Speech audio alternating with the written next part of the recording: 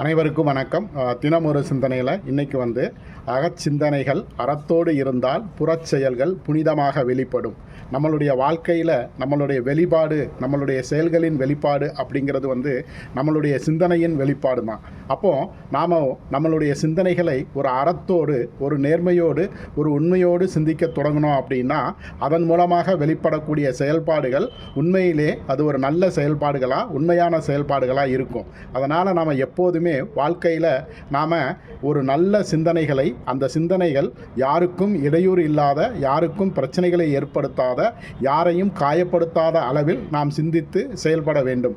அப்படி சிந்திக்கின்ற பொழுது அந்த சிந்தனைகள் அறமான சிந்தனைகளாகவும் இருக்கும், நேர்மையான சிந்தனைகளாகவும் இருக்கும்.